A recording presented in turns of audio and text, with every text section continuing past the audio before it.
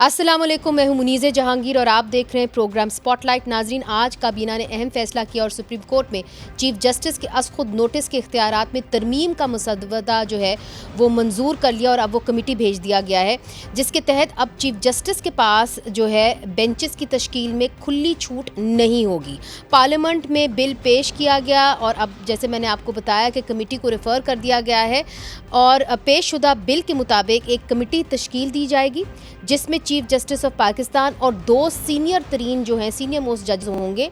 वही कमेटी फ़ैसला करेगी कि क्या ये मामला मुफाद आमा का है और क्या अवाम के बुनियादी हकूक़ को लेकर अज़ खुद नोटिस का कोई जवाज़ बनता है या नहीं, और फिर वही कमेटी अज़ खुद नोटिस समाअत के लिए एक बेंच तश्कील देगी जिसमें 3 से कम जजेस नहीं हो सकते और कमेटी के जजेस भी इसमें शामिल हो सकते हैं। जो भी फैसला किया जाएगा इसके खिलाफ 30 दिन के अंदर अपील का हक हासिल होगा, जो सुप्रीम कोर्ट का लार्जर बेंच सुन सकेगा और 14 दिन के अंदर इस अपील को सुनना होगा। काबीना के इस फैसले का पस मंज़र ये है नाजरीन कि जस्टिस मंजूर अली शाह और जस्टिस जमाल मंदोखेल ने इख्तिलाफी नोट हाल ही में लिखा था जिसमें कहा गया था कि बेंच की तश्कील में चीफ जस्टिस का वन मैन शो जो है वो नहीं होना चाहिए, और अगर एक बेंच और अगर एक जज के पास बहुत सारे इख्तियारात आ जाएं तो वो इदारा जमहूरी नहीं रहता। उन्होंने कहा कि उसके अंदर वो आ जाती है, अमरियत आ जाती है। अगर अदलिया को मजबूत और शफाफ बनाना है तो फिर हमें अदारे के लिए कोई कवायद ज़वाबित बनाने होंगे, ये भी उस इख्तिलाफी नोट में लिखा था। नाज़रीन, आजकल अदालत में तहरीक इंसाफ की पिटिशन्स पर एक केस चल रहा है जिसमें तहरीक इंसाफ ने इलेक्शन कमीशन के इस फैसले को चैलेंज किया है कि पंजाब और में इलेक्शन कमीशन ने 8 अक्टूबर की तारीख जो है वो उन्होंने दे दी है, जबकि सदर पाकिस्तान ने इस हवाले से 30 अप्रैल की तारीख दे चुके थे। 5 मेंबर बेंच में जो इस वक्त का जो बेंच बना हुआ है उसके अंदर जस्टिस उमर अता बंदयाल साहब हैं, उनके अलावा जस्टिस एजाजुल एहसन है, जस्टिस मुनीब अख्तर हैं, जस्टिस अमीनुद्दीन हैं और जस्टिस मंदोखेल हैं। आज समाअत के दौरान नाज़रीन इस सवाल पर बहस हुई कि क्या इलेक्शन कमीशन के पास ये इख्तियार है कि वो सदर की दी हुई इंतखाबात की तारीख मनसूख कर दे और अपनी कोई तारीख पंजाब में इंतखाबात के लिए दे दें। चीफ जस्टिस ने कहा कि ये पहली दफ़ा हुआ है कि अदालत इंतखाबात के इल्तवा का मामला देख रही है और आइन इस बात का इख्तियार देता है या नहीं, इस हवाले से एग्जामिन करिए इस बात को। जो आज काबीना ने फ़ैसला किया है इसका बराह रास्त असर क्या इन केसेस में पड़ेगा कि नहीं, ये अहम सवाल है जो सूबाई असम्बलियों के इंतखाबात के हवाले से ज़ेर समाअत है और इलेक्शंस के ऊपर पड़ेगा कि नहीं। तो इस हवाले से हमने दावत दी है, हमारे साथ हैं और आज अदालत के अंदर भी मौजूद थे फ़ारूक एच नाइक साहब, सुप्रीम कोर्ट में पीपल्स पार्टी की नुमाइंदगी कर रहे थे इस केस में। आपका बहुत शुक्रिया, आपने हमें ज्वाइन किया। हमें ज्वाइन किया है साबिक एडवोकेट जनरल पंजाब अहमद अवैस साहब ने, और इस वक्त स्टूडियोज़ के अंदर हमारे साथ मौजूद हैं पाकिस्तान बार काउंसिल के वाइस चेयरपर्सन हसन रज़ा पाशा साहब, और आपने भी आज एक अलामिया एक प्रेस रिलीज़ शाया की, उसके बारे में भी बात करेंगे। मगर फ़ारूक साहब, आज तो आप अदालत के अंदर मौजूद थे और मुझे पता है कि आपकी एक स्टेटेड पोजीशन है जहां तक सुओ मोटो पावर्स के हवाले से हम बात करते हैं, मगर मैं चाहूँगी कि अगर अहमद अवैस साहब से पूछ लें कि वो इस फ़ैसले को कैसे देखते हैं जो आज काबीना के अंदर जो है उन्होंने इस्लाहात का बिल जो है इंट्रोड्यूस कराया है। अहमद अवैस साहब। बिस्मिल्लाहिर्रहमानिर्रहीम। देखिए, बड़ी अहम ये सिचुएशन है जो क्रिएट हुई है यहाँ पर, और आप अगर सारे सिनेरियो को सामने रखें तो ऐसा महसूस होता है कि एक ऐसी कन्फ्रंटेशन की सूरत हाल, क्योंकि आज जो प्राइम मिनिस्टर की शहबाज शरीफ साहब की जो स्पीच थी उन्होंने बड़ी डायरेक्ट जो है वो तनकीद की है पाकिस्तान की अदलिया पे, चीफ जस्टिस के ऊपर, उनके एटीट्यूड के ऊपर, और फिर 2 जजेस का जो इख्तलाफी नोट था उसके रेफरेंस से। तो ये पहली बात तो मैं ये कहूँगा कि ये कन्फ्रंटेशन की ये सूरत बड़े अदारों के दरमियान, एक एग्जेक्टिव के दरमियान, और पार्लियामेंट और एग्जेक्टिव एक तरफ है और दूसरी तरफ जुडिशरी, तीनों इंडिपेंडेंट स्टेट पिलर्स हैं, और ये कन्फ्रंटेशन की सूरत जो है ये बड़ी डेंजरस है, बड़ी ख़तरनाक है, और ये मुझे निशानदही करती है 1997 में जो वाक़या हुआ था वहाँ पे ही बिल्कुल ऐसा हुआ था। और उस वक्त वो इनके भाई थे, नवाज़ शरीफ साहब उस वक्त प्राइम मिनिस्टर थे, और उन्होंने भी एक बड़ा फाशिस्ट जहन का मुजाहरा किया था उस वक्त, और वो एक वाक़या है, अगर आप कहें तो वो नहीं, वो हम जानते हैं, हमने उसकी तस्वीर भी देखी है किताब जी। मगर आज जो काबीना ने तरमीमी बिल पेश किया, आप उसका खैर मकदम करते हैं? देखिए, उस हद तक तो जो है कि वो सो मोटो अगर एक्सरसाइज ऑफ अथॉरिटी होती है तो उसमें राइट ऑफ अपील की बात तो मैं उसकी हमायत करता हूँ कि वो होनी चाहिए जी। और ये एक्सटेंट एंड लिमिट्स जो हैं exercise of authority under article 184(3) वो भी होनी चाहिए। लेकिन साथ ही साथ मैं ये भी कहूँगा कि इन अ कंट्री लाइक पाकिस्तान, जहाँ पे फंडामेंटल राइट्स जो हैं सिर्फ आपने कॉन्स्टिट्यूशन के अंदर तो दिए हुए हैं लेकिन उनको कोई केयर नहीं करता, जो जिम्मेदारी है पार्लियामेंट के बाद वो एग्जेक्टिव की जिम्मेदारी है to provide and to protect fundamental rights to the people, public at large. मैं स्पेसिफिक होना चाहती हूँ, फिर मैं चूंकि आगे भी बढ़ना है कि जो उन्होंने कहा है कि जी कमेटी होनी चाहिए और जो 3 सीनियर मोस्ट जजेस हैं उनको कमेटी के अंदर ये फैसला करना चाहिए कि असकुद नोटिस लेना भी चाहिए कि नहीं लेना चाहिए। डू यू अग्री और नॉट, या आप समझते हैं कि ये चीफ जस्टिस की स्वाबदीद होनी चाहिए? आगे भी जो सूरत हाल ये थी उसमें कि तीन जजेस जो थे, आगे ये था कि आप अगर कोई जज जो है वो सो मोटो नोटिस लेते हैं, वो ही used to refer to the chief justice और उसके बाद वो किसी को कोई बेंच कॉन्स्टिट्यूट करते हैं या कुछ वो बनाते थे।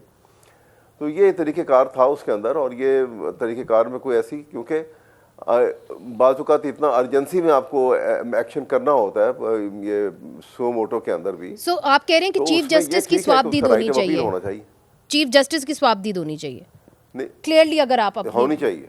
अच्छा, फारूक साहब, आपने बात सुन ली अहमद अवैस साहब की कि जी चीफ जस्टिस साहब की ही स्वाबदीद होनी चाहिए, मगर आज काबीना ने जो है एक कमेटी तश्कील दे दी है। अब मुझे बताइए कि अभी तक तो ये बिल पास नहीं हुआ, मगर अगर ये बिल पास हो जाता है तो इसका बराह रास्त असर जो इस वक्त केसेस चल रहे हैं उस पर क्या होगा?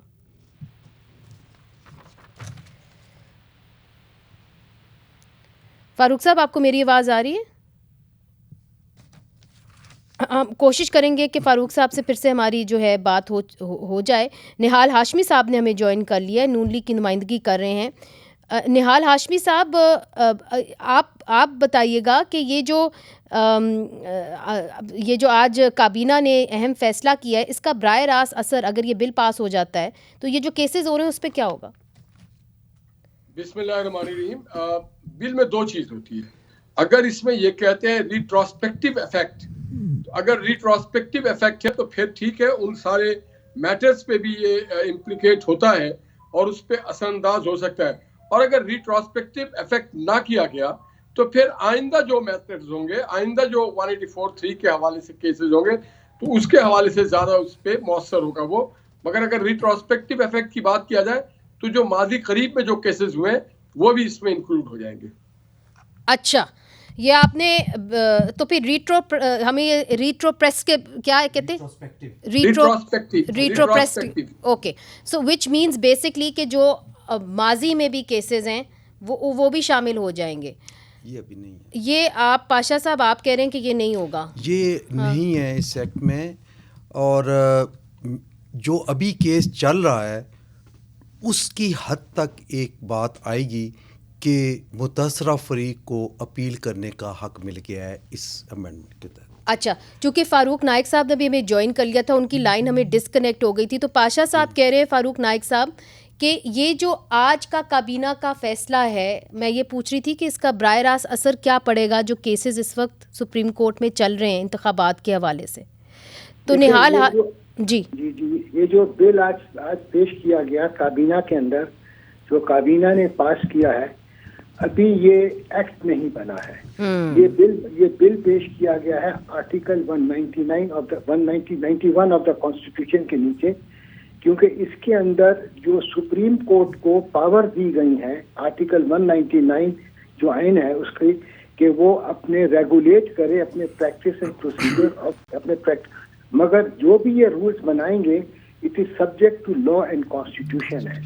अब जो पार्लियामान जो है ये कानून बना रही है, इनके जो प्रोसीजर्स है, इनकी जो प्रैक्टिस है उसको रेगुलेट करने के लिए, इससे पहले पार्लियामान ने ऐसा कभी एक्ट पास नहीं किया। ये जो रूल्स भी बने सुप्रीम कोर्ट के वो 1980 में बने थे कि जब जनरल जियाउल हक की हुकूमत थी।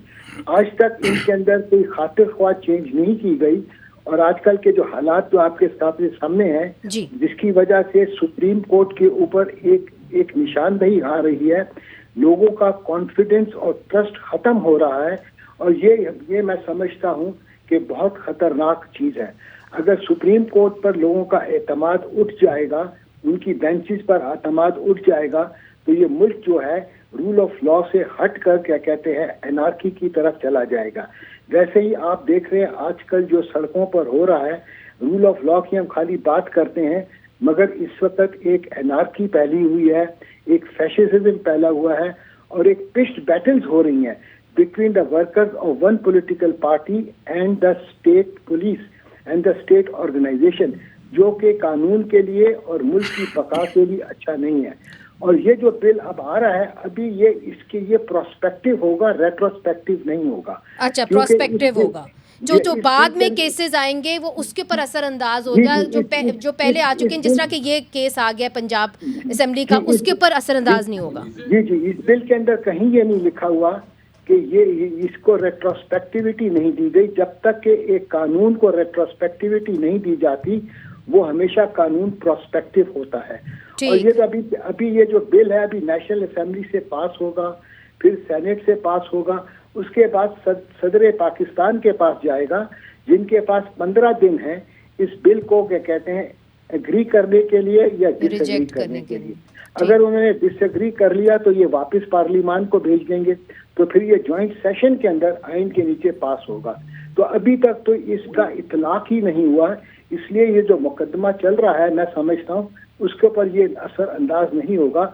मगर ये फ्यूचर के लिए बहुत अच्छा बिल है, क्योंकि इससे क्या कहते हैं जो कोताहियां हैं वो फुलफिल होंगी। और राइट ऑफ अपील तो बहुत ज़रूरी है, क्योंकि इस्लामी कानून के नीचे और मॉडर्न जूरिस्प्रूडेंस के नीचे भी right of appeal is a must, क्योंकि 2 या 3 खास बैठकर मुल्क का या किसी केस का फैसला कर दें और उसका कोई राइट ऑफ अपील ना हो, तो मैं ये समझता हूँ ये कानून के नाफी है। मगर फारूक साहब, चूंकि आज आप अदालत के अंदर भी थे, तो चीफ जस्टिस ने एक बात कही, उन्होंने कहा कि अब तो इस बात का फैसला हो गया है और उन्होंने अटॉर्नी जनरल को ये कहा कि इलेक्शन कमीशन ऑफ पाकिस्तान के पास ये इख्तियार नहीं है कि वो कोई भी इलेक्शन डेट अगर दी हुई तो उसको वो पोस्टपोन कर ले। तो आज क्या इसका फैसला हो गया कि इलेक्शन कमीशन के पास वो इख्तियार नहीं है? देखिए, ये मैटर अभी सब जुडिस है, अभी इसका कोई फैसला नहीं हुआ। कल हियरिंग होगी। हम 3 पॉलिटिकल पार्टीज ने भी आज दरखास्त की, मैंने दरखास्त की थी अपने चीफ जस्टिस साहब से कि पॉलिटिकल पार्टीज भी स्टेक होल्डर्स हैं, पार्लियामान स्टेक होल्डर्स है। आइन के नीचे हम जो पार्लियामान के जो मेंबर्स हैं वो chosen representatives of the people हैं। अगर उनको ही ना सुना जाए और उनको सुने बगैर कोई फैसला कर दिया जाए, तो मैं ये समझता हूँ कि जो 3 ऑर्गन्स ऑफ द स्टेट हैं, एक पार्लियामान है, एक जुडिशरी है और एक एग्जीक्यूटिव है।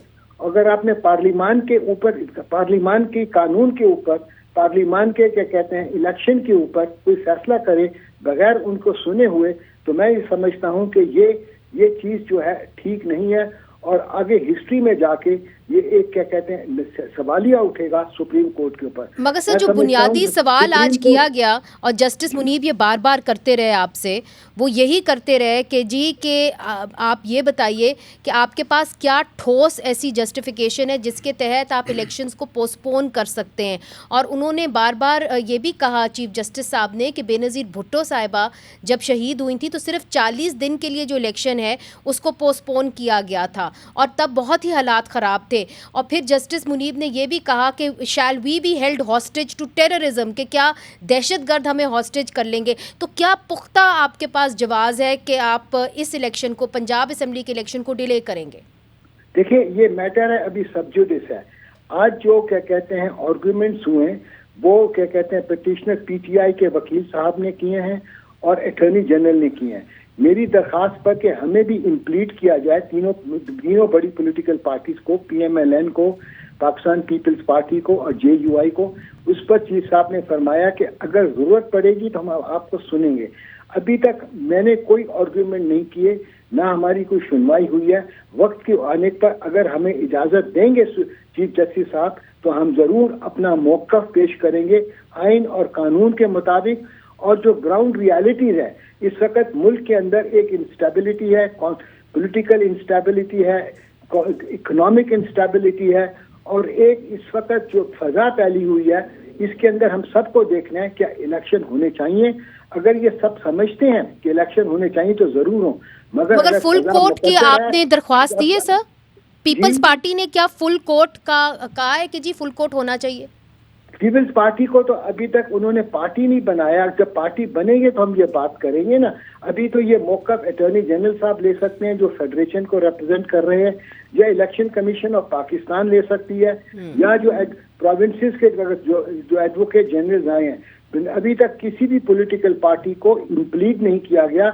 हम अभी तक आउटसाइडर, रैंक आउटसाइडर हैं और बाहर से कोर्ट में बैठ के इस केसेस को सुन रहे हैं। मगर आपकी अपनी राय क्या होगी वकील जी? मेरी राय जो होगी, जो वो मैं समझता हूँ कि ये बड़ा ज़रूरी है तमाम आइन को जो इंटरप्रेट किया जाए, ग्राउंड रियलिटीज़ को सामने रख के किया जाए, और section 58 of the election act जो कि इलेक्शन कमीशन को इजाज़त देता है प्रोग्राम को चेंज करने के लिए, कि जो पहले भी उन्होंने किया था जब शहीद बेनज़ीर भुट्टो साहब की शहादत हुई थी और 88 के अंदर जो फ्लड्स आए थे। ये अब आजकल के जो हालात हैं, जो टेररिज्म है, इकोनॉमिक इंस्टेबिलिटी है, सारी चीज़ों को रख के सुप्रीम कोर्ट का फैसला करना चाहिए। और उनको ये भी देखना चाहिए कि पार्लियामान क्या चाहती है। पार्लियामान के लोगों को इलेक्ट होना है तो पार्लियामान की ख्वाहिशों को सामने रखना बड़ा ज़रूरी है।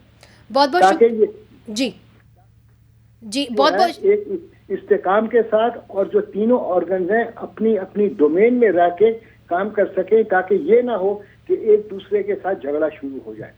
बहुत बहुत शुक्रिया, आपने हमें ज्वाइन किया फारूक नाइक साहब ने, और उन्होंने बताया कि कैसे अभी तक पाकिस्तान पीपल्स पार्टी का मौक़िफ़ जो है वो चीफ जस्टिस साहब ने नहीं सुना। पाशा साहब, पाकिस्तान बार काउंसिल ने तो आज ये अपनी प्रेस रिलीज़ में कह दिया है कि फुल कोर्ट होना चाहिए। जी, हमारा इस केस में डे 1 से ये मौक़िफ़ रहा है कि फुल कोर्ट हो।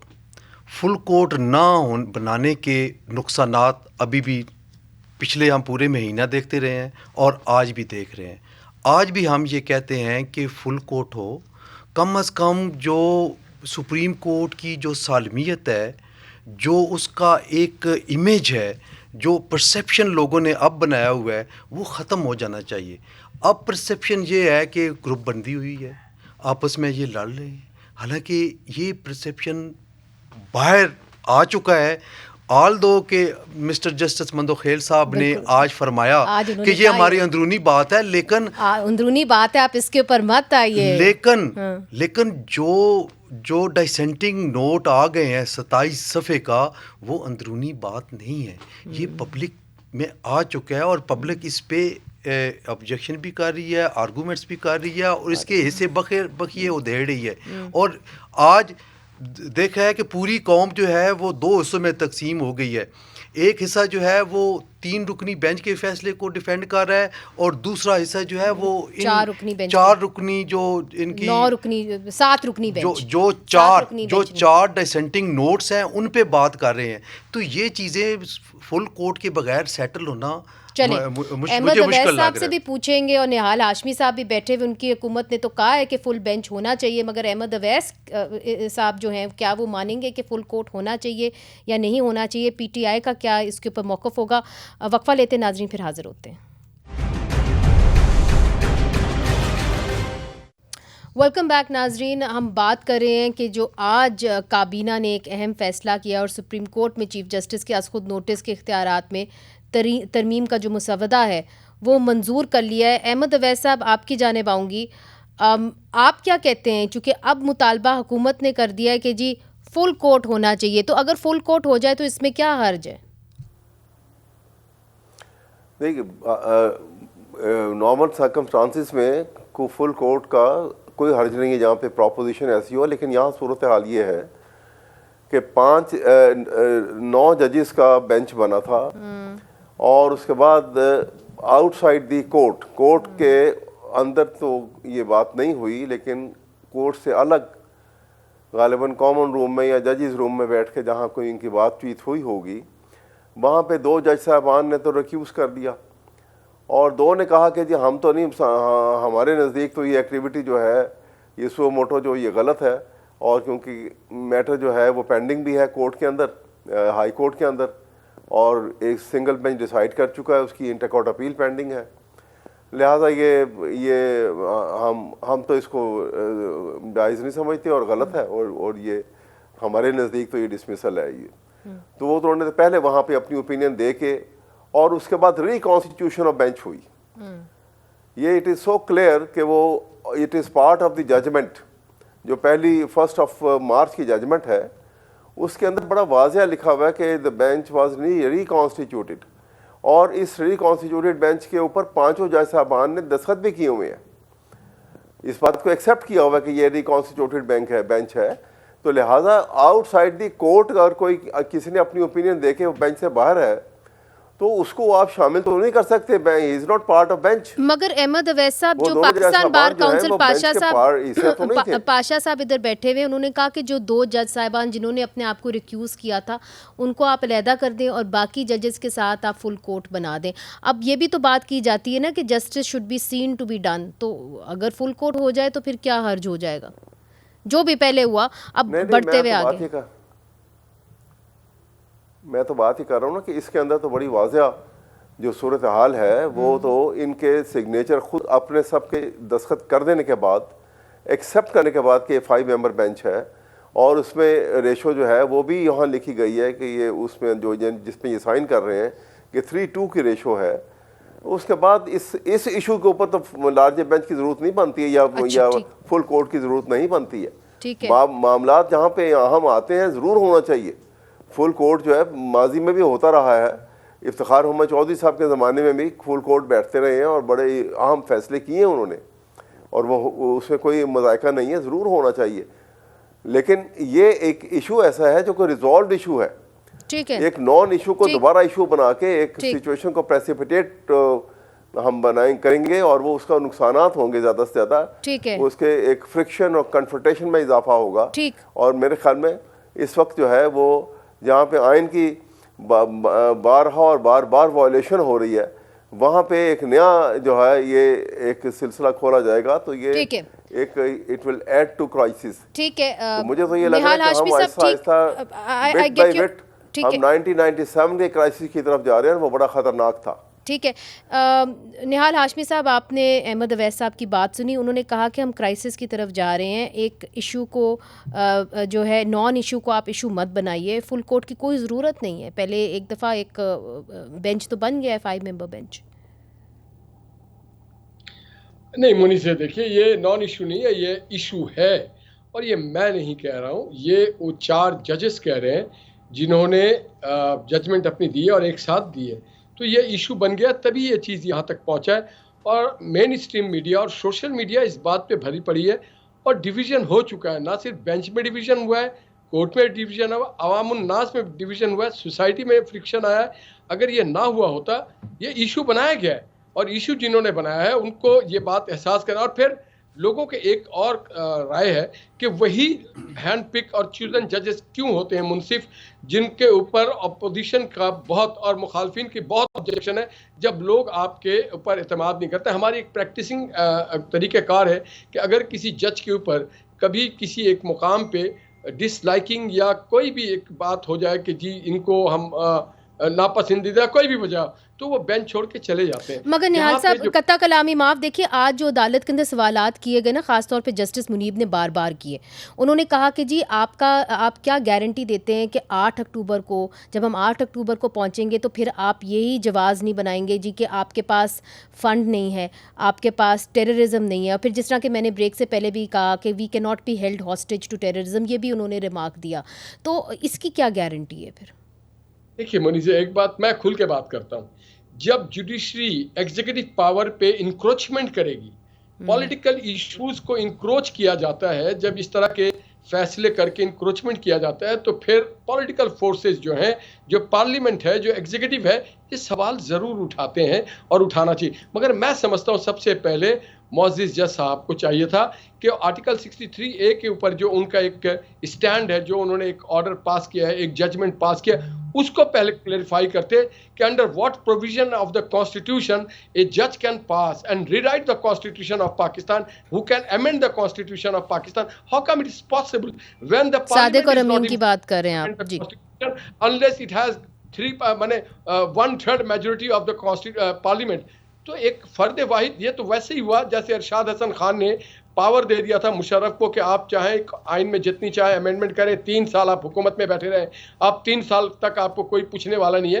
तो हम पूछने वाले हैं, हम कस्टोडियन हैं कॉन्स्टिट्यूशन के। हम पूछना चाहते हैं कि कॉन्स्टिट्यूशन में अगर एक प्रोविजन है कि 2/3 के अलावा आप कॉन्स्टिट्यूशन को अमेंड नहीं कर सकते, तो सबसे पहले तो उन्हें अपना क्लैरिफाई करना चाहिए था कि वो कौन से, ठीक है, I get your point, clearly आ गया आपका पॉइंट ऑफ व्यू, बिल्कुल सामने आ गया, ठीक है।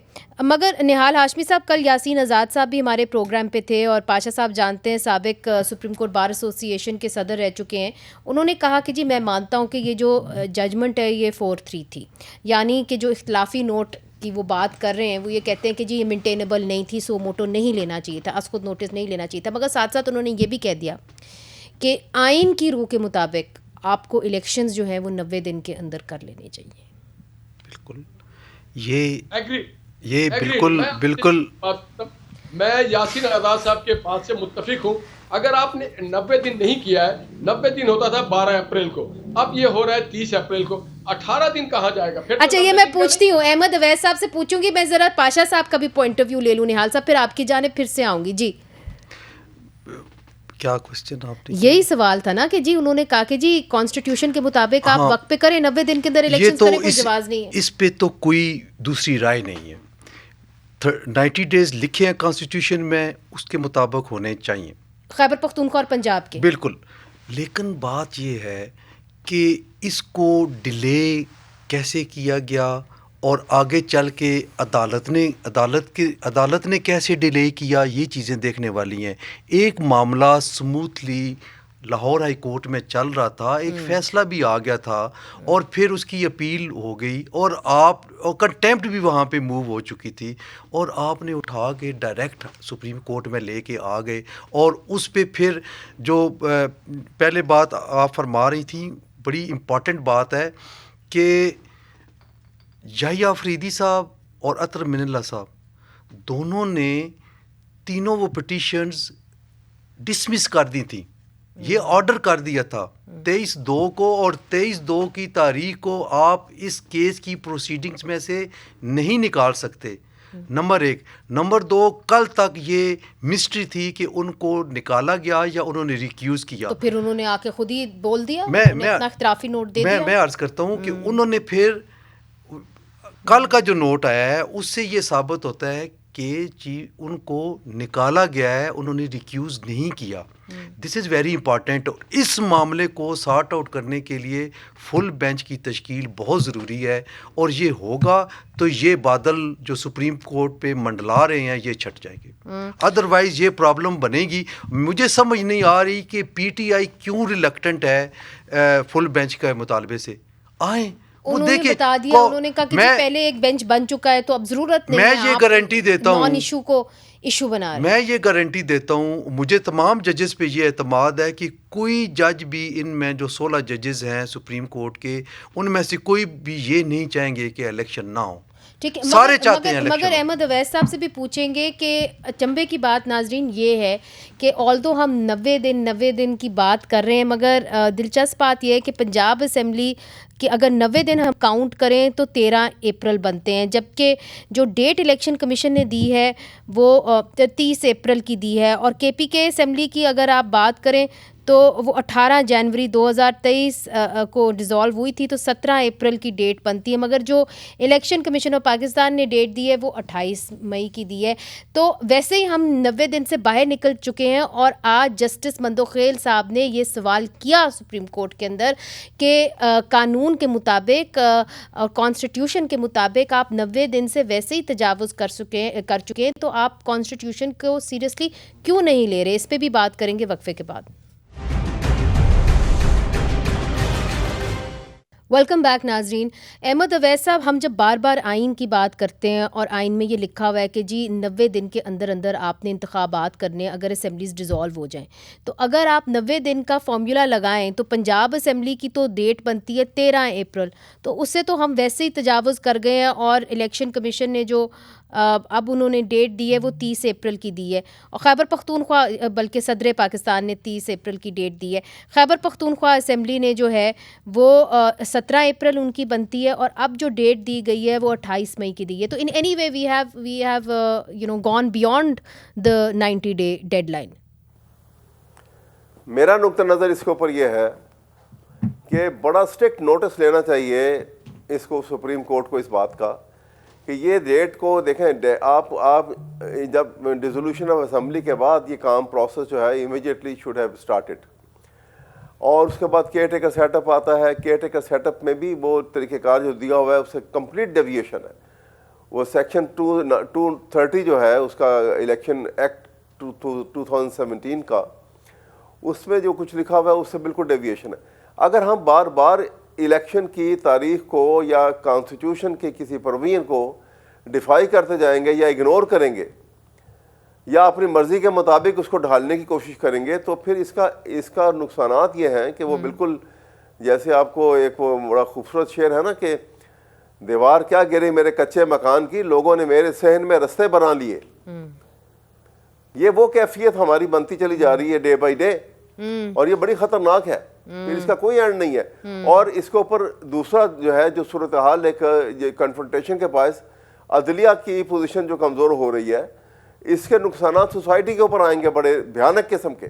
ठीक है, किसी सोसाइटी में कानून की गिरफ्त कमजोर पड़ जाए, it become free for all. ठीक है, मगर ये जो आपने बात कही है ना, अनार्की के दहाने पे हम खड़े हैं।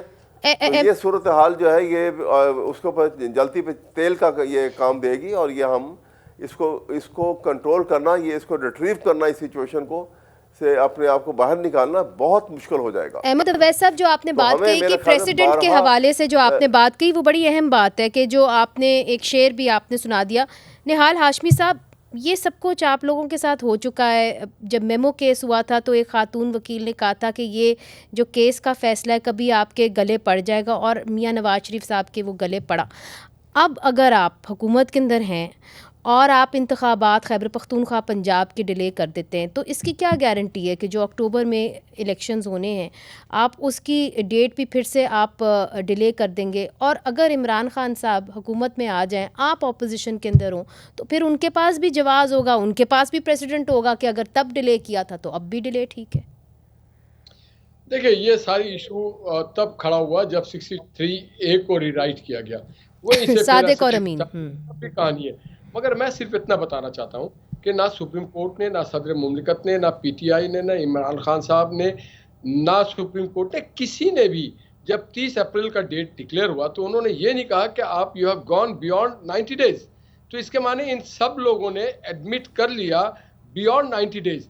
इनको तो चाहिए था कि एक दिन भी अगर बियॉन्ड होता उस पर खड़े होते कि जी आपने 30 क्यों दिया, आपको 12 के अंदर अंदर देना है, आपने 28 क्यों दिया है मई, आपको 19 के अंदर अंदर देना है अप्रैल के।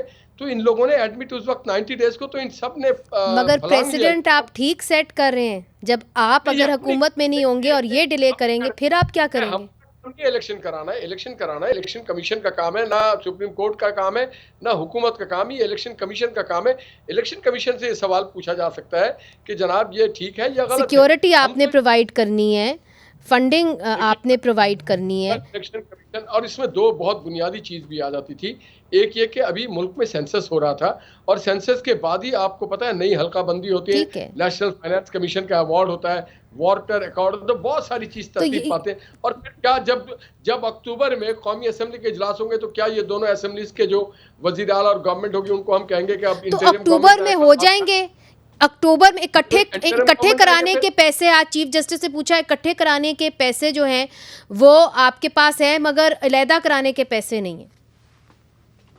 देखिए, ये तो खजाना देख की बात की जा सकती है ये। और दूसरी बात जो मैंने आपको कहा कि क्या इंटरिम गवर्नमेंट फंक्शन करेगी उस वक्त जब अक्टूबर में इलेक्शन होगा अगर ये दोनों असेंबली का भी इलेक्शन हो जाए तो। फेयर पॉइंट पाशा साहब, जो निहाल हाशमी साहब बात कर रहे हैं उसके अंदर भी वज़न है, चूँकि देखिए बहरान तो हमने मज़ीद गहरा नहीं करना, मगर सवाल ये उठता है कि ये लीगल प्रेसिडेंट क्या होगा। कल को ये चले जाए अपोजिशन के अंदर, खान साहब कह दें कि जी मैंने नहीं कराने इलेक्शंस, यहाँ पे टेररिज्म का मसला है, यहाँ पे हमारे पास पैसे नहीं हैं, कर दो आगे इलेक्शंस।